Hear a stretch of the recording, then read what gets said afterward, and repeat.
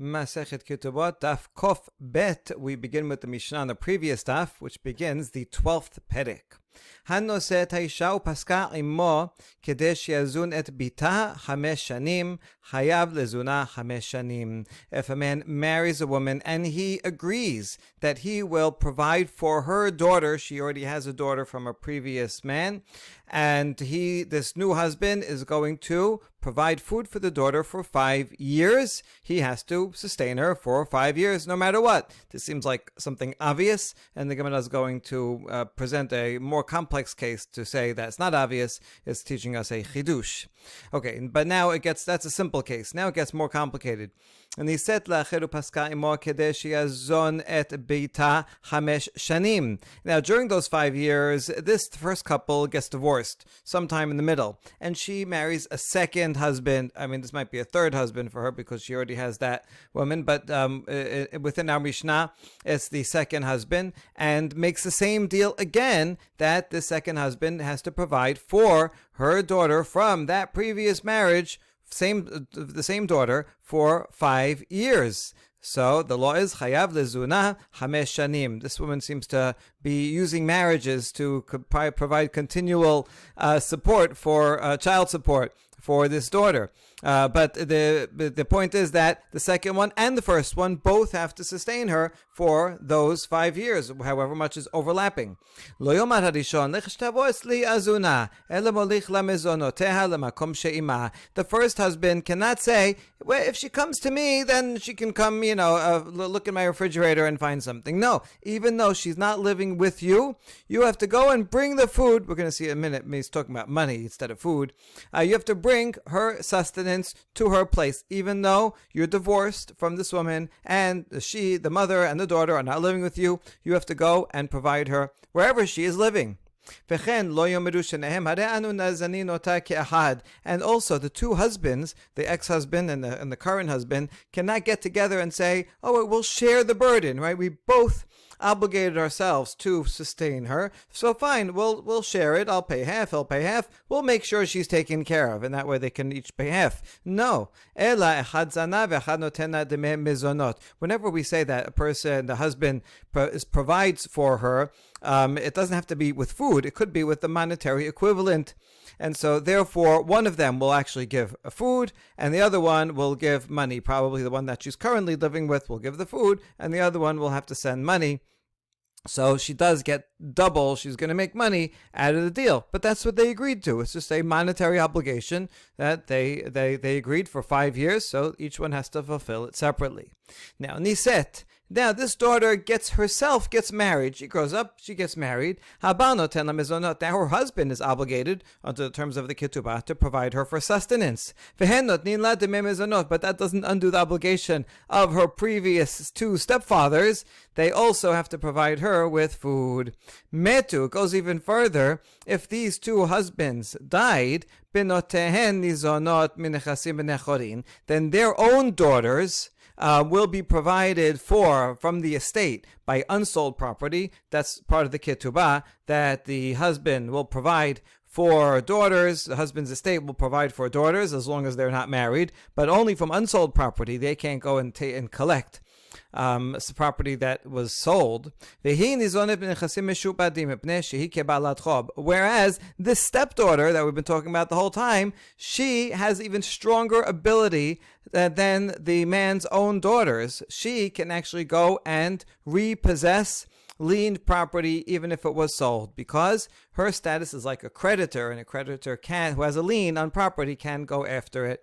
The man, by saying, I will provide for you for 5 years, that's saying, I will provide for you this amount of money, and it's written in a document, and that's it. She can go after those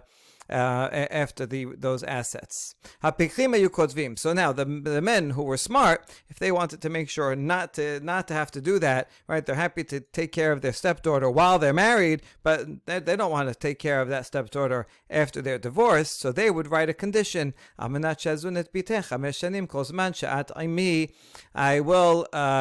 provide for your daughter, the husband tells his wife, for 5 years as long as we're together. But if we're divorced, then I'm not paying any more. and then that resolves this whole problem.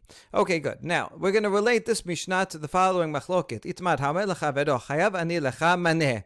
A man goes to his friend and says, verbally, I owe you 100 dinar. Now, it's not clear. There was no proof that there was any loan before. Maybe there, in fact, was no loan before.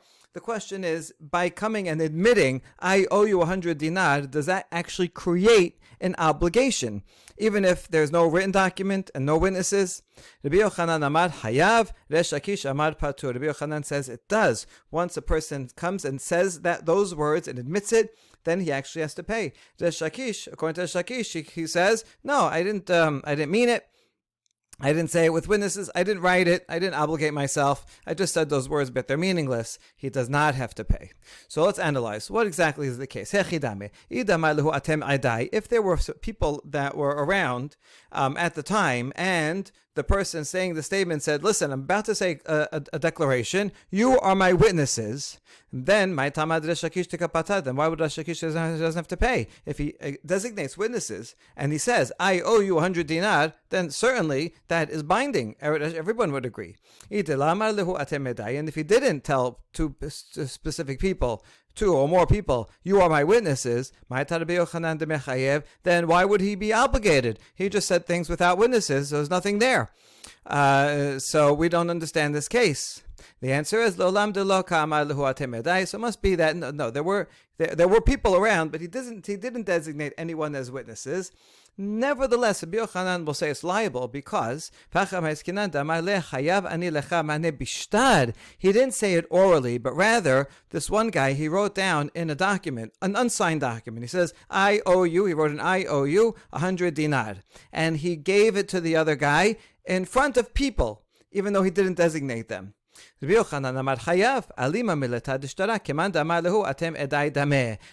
says he is liable, he obligates himself, because words that are written down in a document and given over is like saying to the people around, you are my witnesses. It's more official when you give over a note than when you just say something. And so the people around, they saw that he gave him a note, and maybe they know what's in the note as well. And so they can come and they can be considered as witnesses because it is written. Resh Lakish says, no, writing an IOU and giving it to him, or saying I owe you 100 dinar, is the same thing. If you had designated witnesses, fine. No designated witnesses, then you do not obligate yourself. At Resh Lakish, there's no difference between the cases. All right, that's the machloket. We're going to attempt a couple of proofs on behalf of Rabbi Yochanan. Tenan. One is from our Mishnah. From the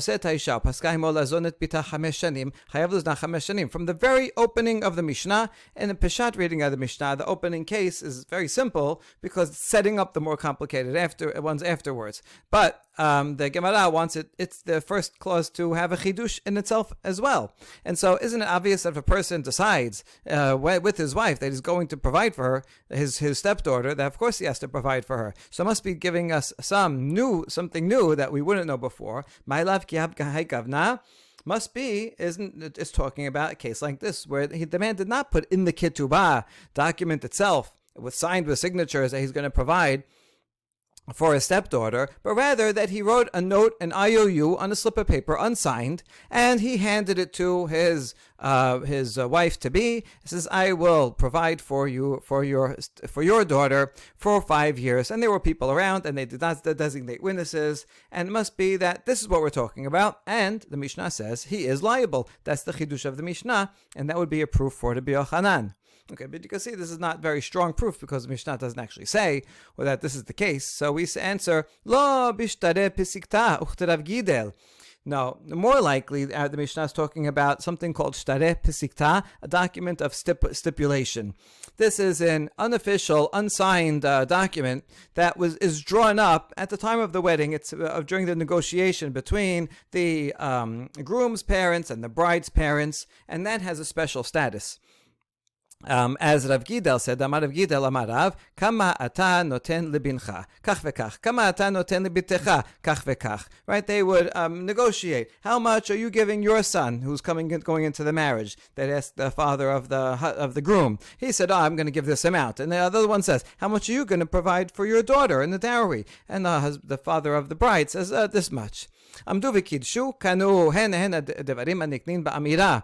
And then they did kiddushin right after that without making a formal transaction. A formal transaction would be like a kinyan chalipin, like we still do today. For the ketubah, you give one party gives the other a handkerchief. By doing that, they concretize, they are transferring, they are obligated to that. But instead, here they're just talking about it. And even if they wrote it in a document, it would only be a document of record to remember, but they didn't actually do an official transaction with this document. Rav Gidel says that this is a valid document, even though in a normal context, this is basically like an oral agreement. Even if there's a note that is a reminder note, in a normal context, this would not be binding. But in the context of a wedding, where they're about to do the kiddushin, and so this is all within the context of the kiddushin, it is binding, and that's the reason why in our Mishnah it is binding. That's the chidush, is to teach us, in fact, that this shtareh pisikta is a binding document. But we cannot derive from here that in general, if one person gives another an IOU, that would create an obligation for him to pay. Okay, so we'll try another proof. Also, it's going to fail. Tashema katav lekohen shani chayav lecha hamesh selaim. A man has to do pidyon haben. This is Mishnah in Bechorot. And instead of giving the 5 coins like we do today, 1, 2, 3, 4, 5, he writes a document, an IOU. He says, I'm going to owe you 5 coins. In that case, does the pidyon work? The answer is chayav liten lo chamesh shelaim ubeno eno padui. So since he gave him the IOU, he does have to pay that amount. But the child there's no pidyon haben. So the reason seems to be because he creates an obligation. He creates a debt by giving the IOU, and this debt is separate from the pidyon haben. So then he doesn't do pidyon haben. He has to also give the 5 coins. We're going to see it's important to actually give coins, and but anyway, the point is here that by writing a document, an IOU, and giving it to him in front of people who, even if they're not designated as witnesses, that does in fact create a binding obligation to pay, and that seems like a good proof for it to be Yochanan. But we answer not necessarily. No, in this case is different because this man has to pay the Kohen 5 selaim, and according to Torah law, as soon as he has this boy, and the boy becomes 30 days old, now he has to pay. He owes the Kohen the money. And so there is the obligation already sets in on a deoraita level. And so this IOU that he's giving him is only effective because the man already owes the Kohen on the deoraita level. But if in different contexts, not in the context of pidyon haben, such an IOU would not create an obligation. There's no proof. Now we ask, okay, in that case, if the man's already obligated to the Kohen, the 5 selim, why did he bother writing an IOU? The answer is kedei levadel Kohen, so he could select the Kohen. He wants to make sure that this Kohen knows that he's going to be the Kohen and not anybody else. So that's why he said, I owe you, you're going to be my Kohen. Okay, now, if that's the case, that this is a deoraita obligation that the man is giving to this Kohen, and that automatically sets in. The IOU is just to designate him, but in fact now he owes the payment, and whenever the payment comes through, so the pidyon haben should work. Why? How come the pidyon haben does not work?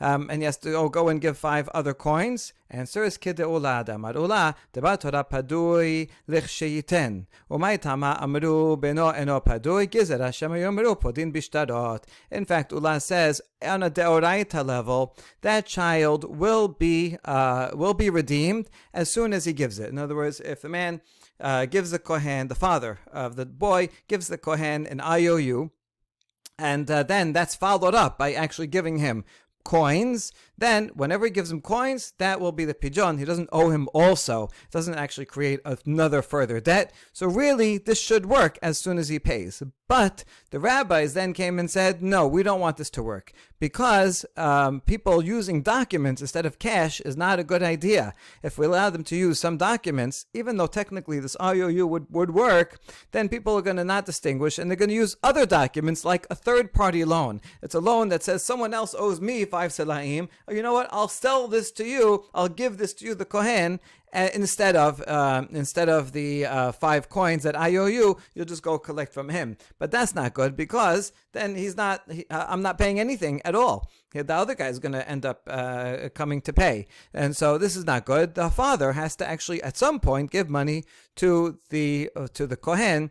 And so that's why the rabbi said, no, we're not going to accept any IOUs at all. And so that's why in this case, if he writes an IOU, we're going to say, okay, you just created yourself a debt, but that doesn't count towards Pijon Haben. But you still have to give actual money, and only once you give the money, then the Pijon Haben is valid. Now that we rejected those 2 proofs, Rava is going to try to say that this machloket between Rabbi Yochanan and Reish Lakish, Rabbi Yochanan says this type of IOU that he gives does create an obligation. Reish Lakish says no. Rava thinks proposes that this is parallel to 2 Tanaitic opinions. Amar Rava Ketanae. Mishnah in Baba Batra says, Arev hayose achad chitum shetarot gobem nechasim b'nechorin. If you have a loan document, and then after the signatories of the loan document, under that you have a guarantor who writes, or perhaps not even in his own handwriting, someone writes, this person is a guarantor. So then that is not official, and according to the Bishmel, as we're going to see, is not official. Nevertheless, the guarantor, the creditor, can come and collect from the guarantor's unsold property, but won't create a lien on the guarantor's sold property. Normally, if it was a full guarantor and his name was actually written by him or was before the signatories signed on it, then I would know that this whole loan was made on condition of this guarantor guaranteeing it. In this case, however, it's clear that the loan was given, and only afterwards, then the guarantor said, okay, I'll be a guarantor. And so that does not create a lien, but he would have to pay it from free land. In fact, a case just like this came before the Bishmel. He said that the creditor can collect from the unsold property of the guarantor. However, there's disagreement. Ben Nanas said, no, the creditor cannot collect anything from the guarantor, not from the unsold land, and certainly not from sold land. Why? Amar lo, Lamad Rishmel tells Ben Nanas, how come? He is a guarantor, and his name is on this document. That he'll be a guarantor. He's admitting that he is a guarantor, so why not? Amar lo, haresh haya chonek et chavero bashuk, umasa chavero ve'amar lo, hanach lo v'ani eten lecha patur, shelo al emunato hilvahu. So Ben Anas gives him an analogy, a very dramatic analogy. They'll say had a creditor finds the debtor in the marketplace and is strangling him. Give me my money or else I'm going to strangle you right here. And now a friend of the debtor comes along and tells the creditor, leave him alone and I will pay you.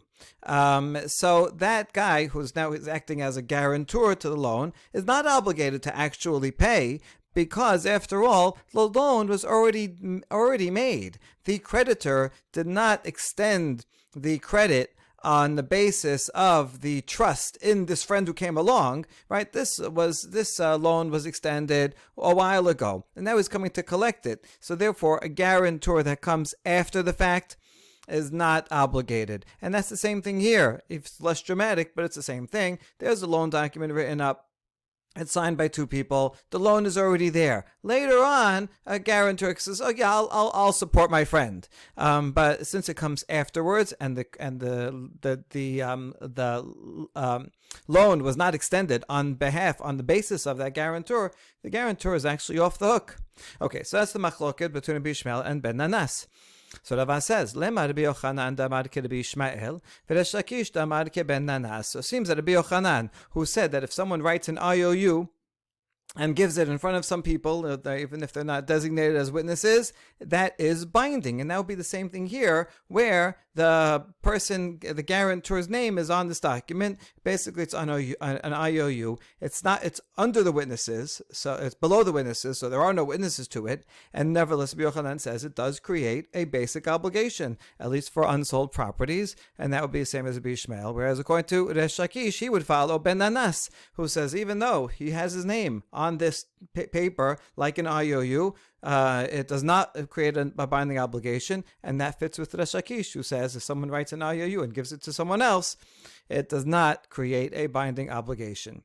Okay, so then that's possible, but when we say not necessarily, it could be actually that both opinions, Resh Lakish and Rabbi Yochanan, within Ben Nanas, they would agree that there's no obligation to pay. According to Ben Nanas, this is after the fact, and so the same thing, if someone gave an IOU, no, he would not have to pay. But rather, the machloket doesn't necessarily match up. But it could be that Rabbi Yochanan and Resh Lakish are both arguing within the opinion of Rabbi Ishmael. Ki pligi alibad Rabbi Ishmael. Rabbi Yochanan ki Rabbi Ishmael. Rabbi Yochanan simply follows Rabbi Ishmael, just like Rabbi Ishmael said that the guarantor's name under the signatories does create an obligation. So too, someone who gives someone else an IOU will create an obligation. That's simple. Resh Lakish ad kan lo kamar Rabbi Ishmael hatam ela deshayach leshibuda deoraita. Whereas Resh Lakish could argue that Rabbi Ishmael only said in that case where there was an official loan document that this guy owes that guy money, he signed it, there are signatories on this document, so that the loan document already created a deoraita level loan, and the creditor's land will be lien to it, and then the guarantor comes and adds his name to that. There, Rabbi Ishmael agrees that the guarantor is on the hook for unsold properties. But in this case, where it's just two people and they didn't have any previous relationship, there was no loan out, and now all of a sudden one guy comes and gives an IOU to the other. So this is not piggybacking upon an already existing Doraita obligation. So even Rabbi Ishmael would agree that yes, a guarantor can add his name to an obligation, they obligate himself. But here, since there is no Deoraita obligation yet, the giving the loan document is not going to do anything, and so therefore it's not necessarily a machloket. The machloket Amoraim does not necessarily parallel to the machloket Tanaim. All right, one more point about this statement here. Agufa Amarav Gidel Amarav. Now that you mentioned this interesting halacha, let's look more into it. Kama tanot nebincha v'kach v'kach v'kama tanot nebincha kach v'kach amdu v'kiddushu kanu hen adevrim haniknim ba'amira.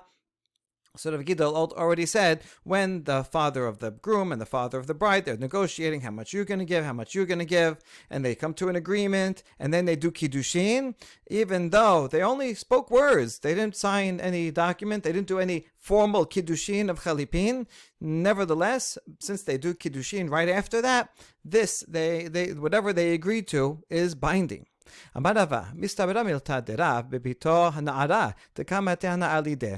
is thinking about this, and how does this work? All right, so it doesn't have to be some kind of act of obligation. So he says, I understand this halacha of Rav. Rav Gidal said the name of Rav. If his daughter is a na'ara, because when a man's daughter is a na'ara, the husband pays the kiddushin to the father of the bride, and therefore the father is getting the benefit of the kiddushin money, and so he actually is getting something physically, and so that would enact the transaction. But if his daughter is a grown woman, then the daughter herself, she takes the money, not the father doesn't. So then, by what act of transmission will the father enact this transaction? So it would seem that maybe Rav's opinion only applies to nara, not bogedet. But then Rava corrected himself. V'haluhim amar Rav afilu bogedet. But I know that Rav said it's true even if the bride is an adult. And now he'll explain why. Because if you don't say that, then what about the father of the groom? The father of the groom never gets anything at all. And yet, Rav said that the father of the groom is obligated to give whatever he agreed to, even though he's not receiving any benefit, anything monetary, not in any case. Rather,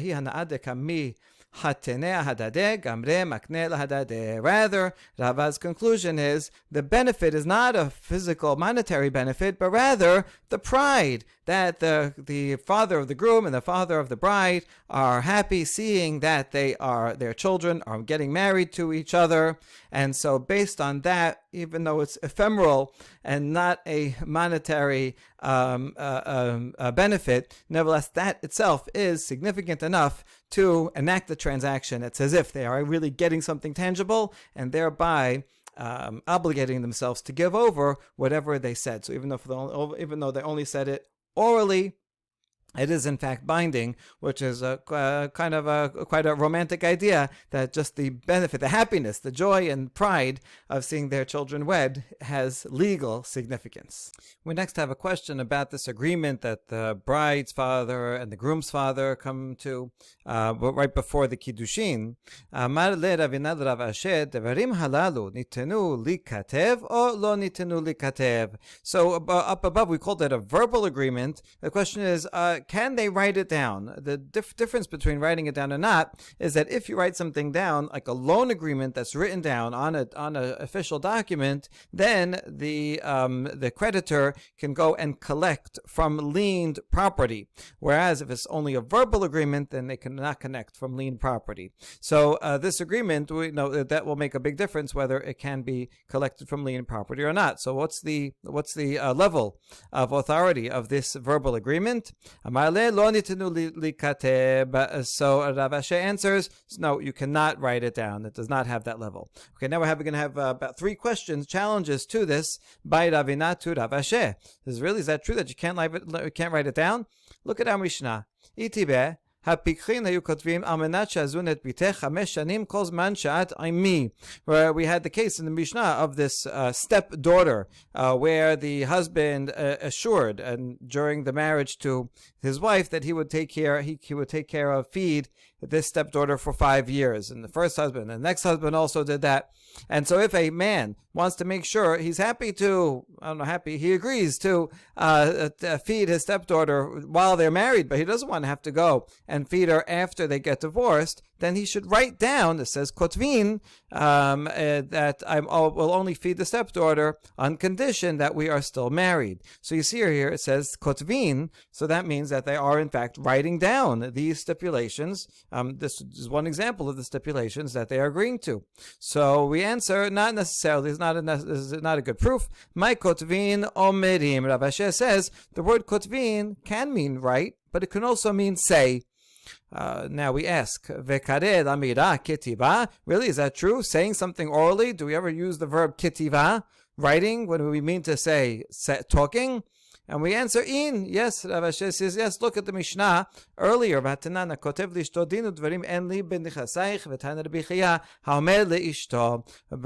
earlier gave an example of a case where the man says to his wife, I will not have any legal dealings with your properties. The properties that you have and you're bringing in, you keep, and I'm not going to go and take any of them.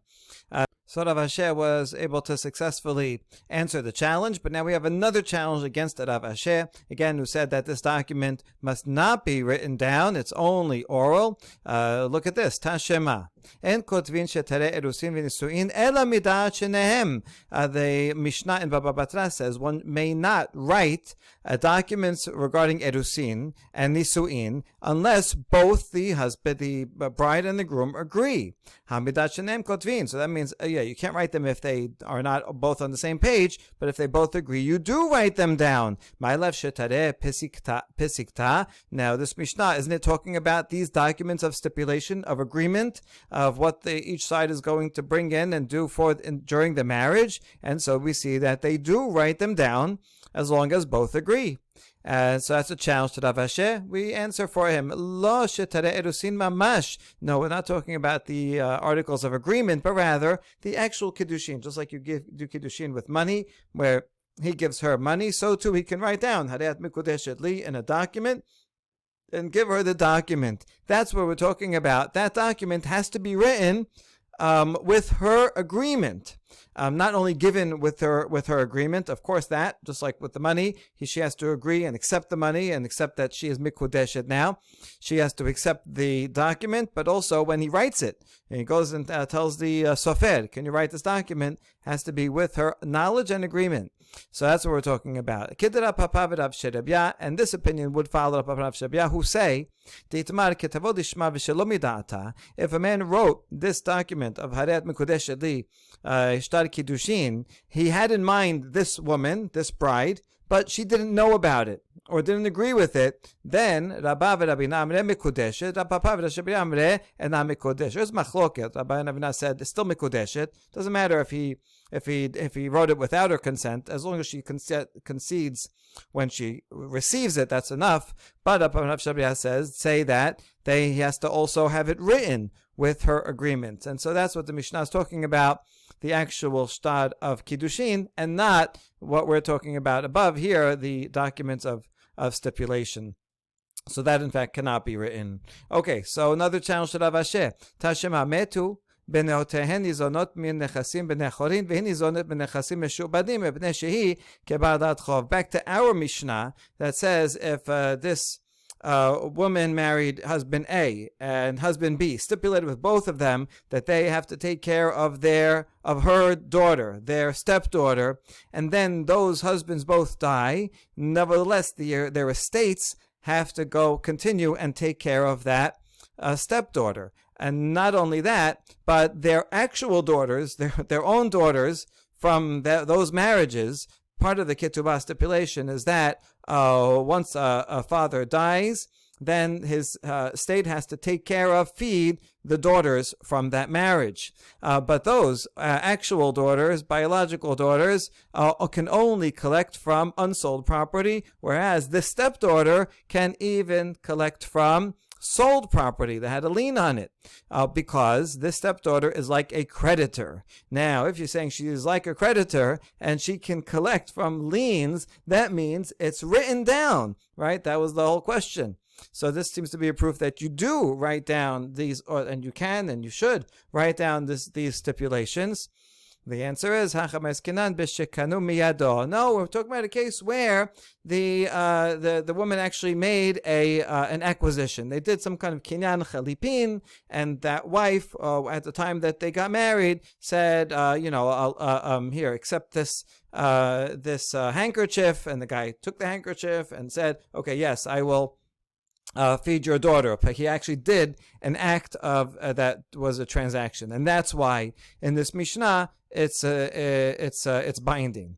Okay, wait, that doesn't make sense. If he did an actual transaction, then also for his daughters that would also take effect, and then his daughters would also be able to collect from a lien because they did something. So the answer is no. B'shekanu lazo velo kanu lazo. No, maybe the Mishnah is talking about a case where the husband did a kinyan chalipin or some kind of kinyan for the stepdaughter, but not for their own daughters that they eventually will have. So it's very difficult because we're now, making very fine distinctions and assuming they did this and then they didn't do that in this case, in that case, and then the Mishnah by that point is hardly teaching you anything. So we ask, Omai Paska. So, but then what's the point of the Mishnah that's giving a law if it only applies to one very, very specific case and doesn't even tell us what that case is? So this is not convincing. Rather, it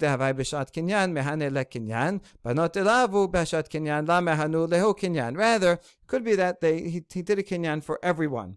But the daughter who is alive, the stepdaughter who is alive at the time of the Kiddushin, so for that, since she is there, when he does a kinyan, he says, I accept that I will feed this person, your daughter for 5 years. That works. But the other stipulation regarding their children aren't born yet. So when he even if he makes a transaction and says, I will feed our daughters after I die, but they're not born yet, so the transaction does not take effect because they don't yet exist. So they only inherit after he dies, and that inheritance cannot take from sold property.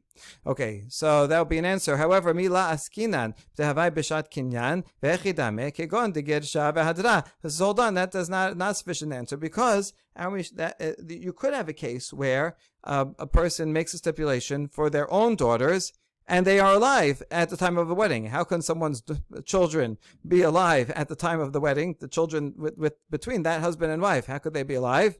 Well, there could be that they are alive at the time of the kinyan. For example, that they divorced and then they remarried. So they were married, they had children. They divorced and remarried. The children are at the wedding. The daughters are there too. And it could be in that case, they did a kinyan. I will feed your stepdaughter from some previous marriage and our daughters from this marriage. They're alive. And yet the Mishnah doesn't make such a distinction. It says no matter what, the stepdaughter can take from liened property and the daughters cannot. So this is not a sufficient answer. Ela ihi deleta betnai betin mehani la kinyan banot itnehu betnai betin la mehani lehu kinyan. So rather, a different answer to support Rav Asher is that we don't write it down, is that she, the stepdaughter, is not included in the stipulations of the court. And so, therefore, when he does do a kinyan, the kinyan chalipin, it works and gives her the authority to take from lien property. Whereas their own biological daughters from this marriage, they are included in stipulation of betin. Remember, we said that even if person doesn't write a ketubah, or doesn't write this clause in the ketubah, it still applies that the betin says anyone who gets married, if the man dies, his estate has to take care of the daughters until they get married. And so that is already included as a Tanai Betin. So therefore, La Mehane Lo Kinyan. So when he does a Kinyan, he is in fact making a Kinyan for everything, but Kinyan is not effective for his own daughters. Now we ask, this doesn't make sense. Should it be worse? If anything, because it's a Tanai Betin and he did a Kinyan, that should be stronger than the stepdaughter who does not have a Tanai Betin and he only does it himself. So why would it be worse and make it not have a lien? Rather,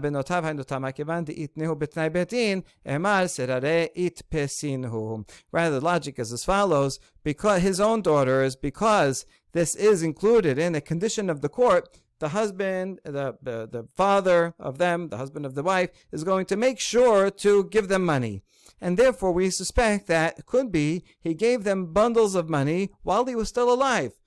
Not only because it's Tanai Betin, you could also add that he loves his daughters. He wants to take care of them. He wants to make sure that they're taken care of and don't have to go and fight with their brothers about what to collect. So therefore, since it's likely that the father already gave them cash while he was alive, therefore, yes, while the brothers will still have to feed them, we can't put the burden on people that bought the buyers of the property, that they should be able to repossess it. Because it happened often enough that the father took care of them while they were alive, so therefore they lose their right to repossess property. Because it's so important, it's Tanai Betin. He's going to make sure to do that. Whereas the stepdaughter, that's not a Tanai Betin. People don't generally want to feed their stepdaughters, and so there's very little chance that he gave them cash while he was alive.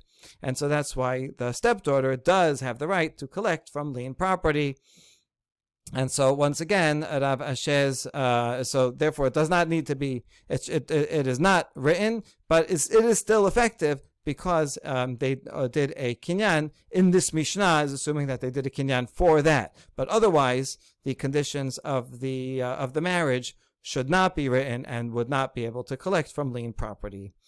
We now move on to analyze the next phrase in the Mishnah that says Lo Yomar Harishon.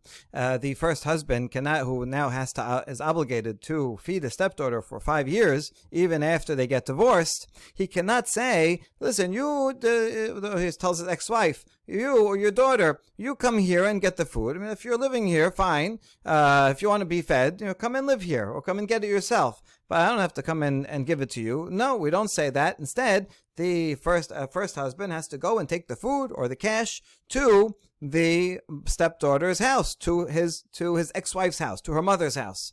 Okay, so we learn an important halacha from this regarding custody. This teaches that after they get divorced, the daughter goes and lives with her mother. We're talking here about a stepdaughter, so that makes a lot more sense. It wouldn't be strange if the stepdaughter is going to stay with the stepfather and not with her actual mother. But what we're going to see is that this is going to learn a halacha from this in general. You see here the Rambam, if parents get divorced, a daughter stays with her mother permanently, even if her mother marries someone else, and so on. Okay, so this affects a huge and very important topic of custody. All right, so we made the bigedolaskin. Hold on, how do you know that we're talking about an adult daughter, and that's why and it goes to the mother? Maybe we're talking about a child, and the only reason why it stays with the mother is because it's a minor daughter. But if it was an adult daughter, then she could wouldn't necessarily go to the mother. Maybe adult daughter, the father, the stepfather here, would say, "Listen, if you want to get fed, then you have to come live here. I don't have to go and bring food to you." And now, why would there be a distinction between an adult and a child? Mishum Maaseh Shaya, because of the following kind of tragic case, as we're going to see. Tetanya, Mishemet v'hiniach ben katan le'imo, Yoshea av omerim yehe gadel etzlenu, ve'amvi imo omeret yehe beni gadel etzli. A man dies and he has a young son. And so the young son is being taken care of by its mother. Now, the heirs, this guy who died, also has older sons, or adults. And so the heirs of the father come and say, "Listen, we're responsible for taking care of this child, but he should live with us, right? It's easier for us to feed him, take care of him when he's with us." His mother says, "No, my son, he's young, a little kid. I want to take care of him where I live." She, let's say, goes back and lives with her in her father's house. So what's the law? We leave him, we allow the mother to take custody. And we do not leave him with anyone who is worthy of inheriting the deceased father, because there's competition between them, right? The people, the heirs say, "Oh, we'll take care of him," but they are happier if this kid wasn't around, because they're going to have to share their inheritance with this kid. And so, what's the chances that they're going to take good care of him if they wish he were gone? And sure enough, there was a terrible case. There was a case where there was a child who was being taken care of, I guess, by his older brothers, who were all heirs, and the older brothers did shechita on their younger brother on Erev Pesach. Very tragic. Why Erev Pesach? Maybe to show that, they were so concerned about this, they became tameh. They didn't care about Pesach. Well, they didn't care about murder either, so they certainly wouldn't care about anything else. But, you wonder if this is maybe the source of blood libels later on. But because of this terrible, terrible, tragic case, I don't think we assume that most cases are going to be end in such disaster. But even so, they're not going to really be invested in taking care of the child if the child is in competition with them. Okay, in any case, if this is true, that what we're worried about in the child going to the father's heirs, the heirs' home, is that they will mistreat him and even kill him, then that will only apply to a minor. But if the person who's we're dealing with is an adult, so then the adult will be able to take care of himself or herself, and they're not going to be able to get rid of him or her so easily. So maybe the mother only gets custody when it's a child, to protect the child. But if it's an adult, then and the adult wants to get food from the inheritance, then the other heirs can say, "Come live here, and you can get food if you come here." And it's not true that they would have to go it's not true that they could go to the mother. So we answer no. If we're only concerned about safety, then it could have just said that the heirs have to take the food to wherever she is, that daughter. Why does it say wherever her mother is? It seems to be emphasizing specifically that the mother, not only that the heirs can't take care of the child to protect, but sounds like the mother specifically has the right, and that would apply to a child or an adult. Amar shemat mina bat etzel ha'em lo shena gedola velo shena ketana. So we conclude from here that a daughter after divorce, and this conclusion is generalized, so a stepdaughter, a full daughter, would go to the mother, and it doesn't matter if it's an adult, we're talking about here adult 12, 13, or a child, well, anytime, even if she's older than that, if she's not married, she's living with someone, and so the mother has a right to take her, and the heirs will have to bring her food and sustenance to wherever she lives. Baruch Adonai Olam, Amen ve'amen.